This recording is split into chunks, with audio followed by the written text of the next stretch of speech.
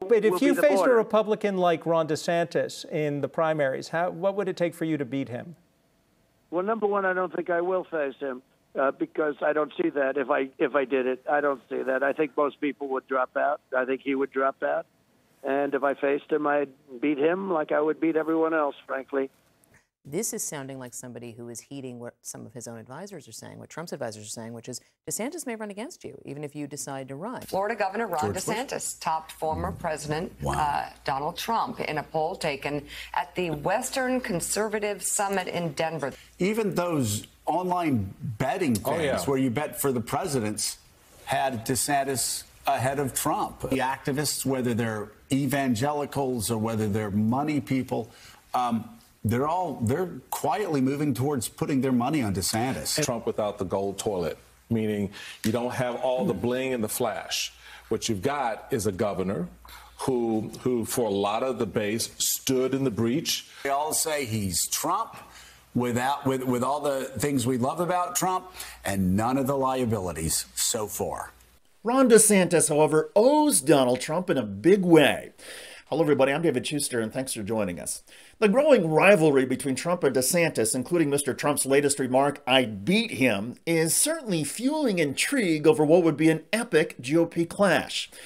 But in my view, a Trump-DeSantis battle for the Republican Party is probably not in the cards. And here's why.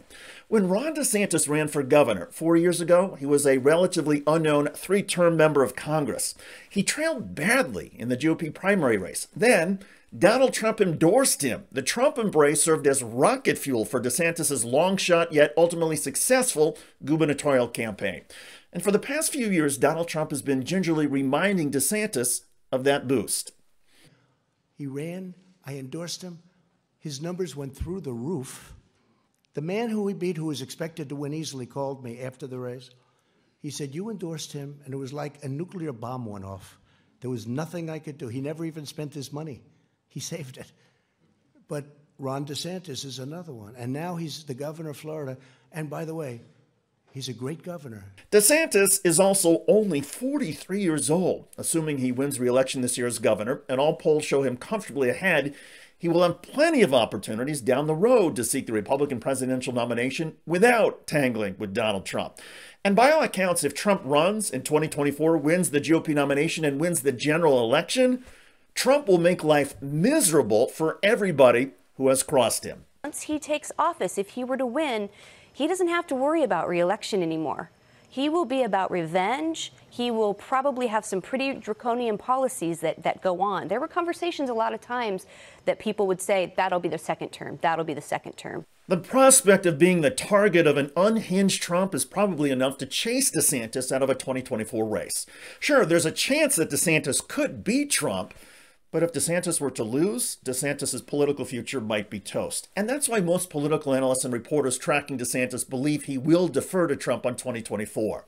Now, there's always the possibility that Donald Trump ultimately decides not to run. And as a result, DeSantis, Nikki Haley, and some other possible GOP candidates are already starting to build a potential presidential campaign. But the 2024 Republican presidential nomination will belong to Donald Trump if he wants it. Ron DeSantis is not going to try and stand in Trump's way, although imagining that clash and questioning Trump about it is a lot of fun.